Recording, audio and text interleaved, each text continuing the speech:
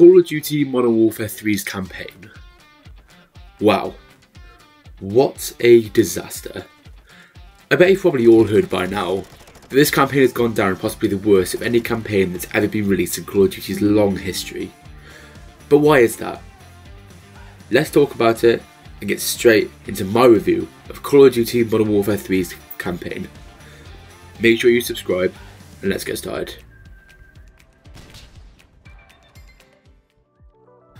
I'm not going to mess you around or start off the video with half-truths.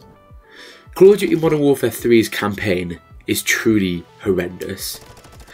It stands on very little of its own merits, and what good parts there are were completely conceived in an entirely different game.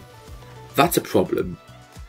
There were glaring issues with story, the missions are either too short or far too open-ended, far too many assets are completely reused from Modern Warfare 2 or Warzone 2, and the only thing that could have been good about this campaign, the villain, is entirely underused, underexplained, and unmotivated. So where do we start with something that's clearly this much of a mess? Well, I wondered that myself, to be honest, but let's start off with the good parts, so that we can then get quickly onto the bad, which is I'm sure what you've all clicked on the video to see. Let's talk about the few merits that this campaign does have.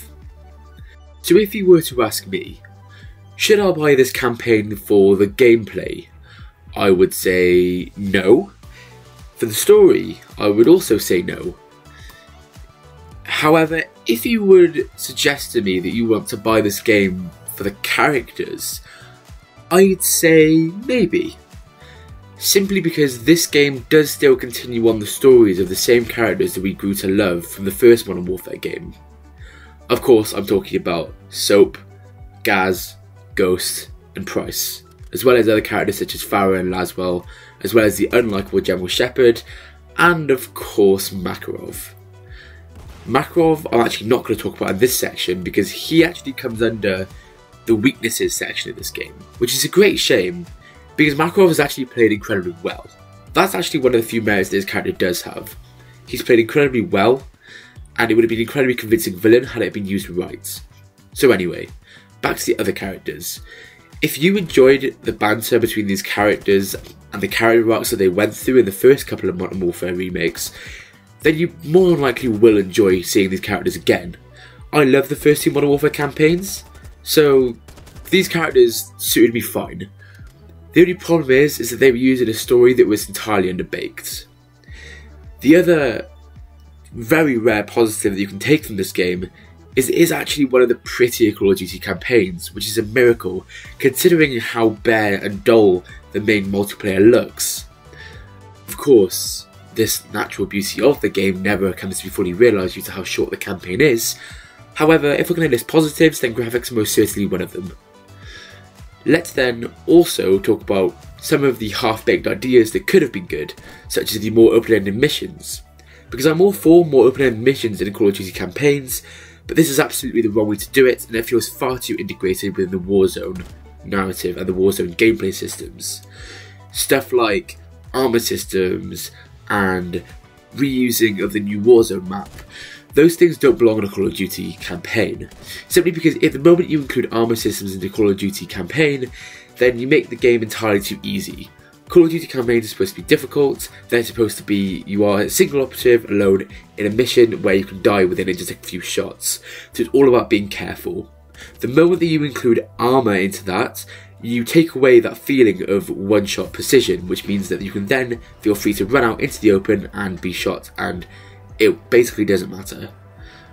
However, I do think there is a place for open-ended Call of Duty missions, but those have to be sparingly used.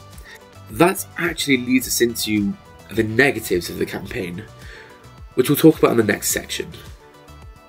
I'm shocked at the lack of positives, because I actually loved the last Call of Duty campaign. I thought it was one of the best in years, well, since the original Modern Warfare campaign. But this campaign just feels so underbaked. It's so disappointing to see Call of Duty fall from the highs of last year to this year purely from corporate greed. but you'll see many results of that come in when I review the multiplayer and the zombies, but let's keep our focus on the campaign for now. Let's go to the negatives of the campaign and the reason why most people should not consider buying this campaign and should not consider wasting their money on the new iteration of Call of Duty this year. Let's talk about it. Okay, so the first thing that you'll see when you see any Call of Duty Modern Warfare 3 campaign review is you'll see complaints about the length. This campaign is ridiculously short. There are 15 missions in total. I actually streamed half of them, got annoyed at the campaign because I didn't enjoy it, and then I replayed the rest the next morning. It took me around 4 hours to complete the entire campaign from start to finish, maybe 4.5, depending on if you include times that I took to do extra things in the open world, and it's very disappointing. Call of Duty campaigns need to be at decent length to justify the premium price of the game, as the multiplayer doesn't always include the most iterative updates. Those are generally justified by the campaign and what additional content is tacked onto both the multiplayer and also the third additional mode. In my opinion, the length of this campaign really puts its shortcomings into light, because there isn't enough of it to really be able to take advantage of what merits there are. What I mean by that is if this was a long campaign with many different sequences that were all mashed into one fairly inconsistent campaign, you could definitely see the merits still. Because it's very short and it mostly is comprised of these open world missions, the shortcomings of those missions are thrown right into the light. There are far too few set pieces in this campaign, which is what Call of Duty is known for. There's a couple of decent ones, but none of them are particularly strong.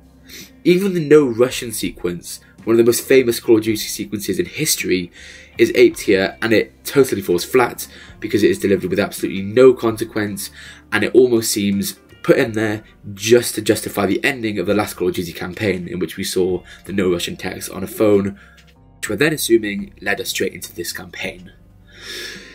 It's a problem when remakes retell events from old games, but they retell them with less consequence and they put them in part of a story that is actually quite weak.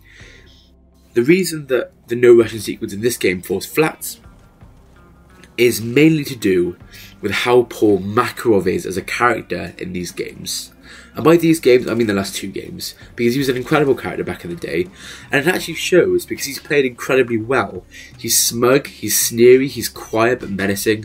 Makarov is an incredible character who's been portrayed very poorly in these games. For example, we've seen Makarov to be a huge bad guy in the old games, so he's brought back here in the completely reimagined, remade new games, and we're supposed to believe he's this massive bad guy already.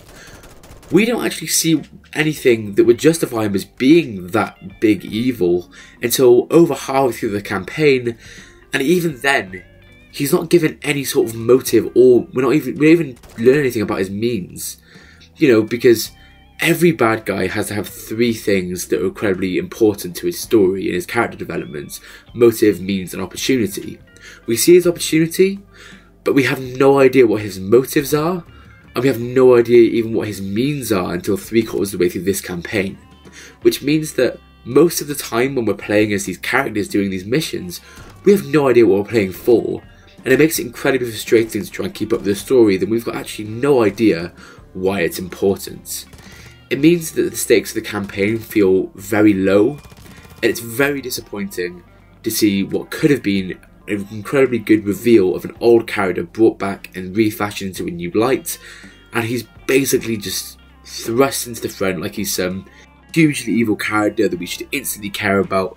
But in reality, if you don't know who Makarov was because you didn't play the original Call of Duty Modern Warfare games, you're not going to care about him here, because you're not going to know anything about him. Why is he doing this? Who is he? What's his backstory? We've got no idea, and it quite frankly makes the entire campaign fall apart. And it's incredibly aggravating to see, and also to play, because the campaign simply isn't fun, it isn't enjoyable, the missions are poor and phoned in, the set pieces are equally as phoned in, but they're also too rare. The characters see very little progression because we see very little of their story, because they've got to cram so much into just one little 4 to 5 hour campaign. The villain has no motive for what he's doing, so we have no idea why he should be important.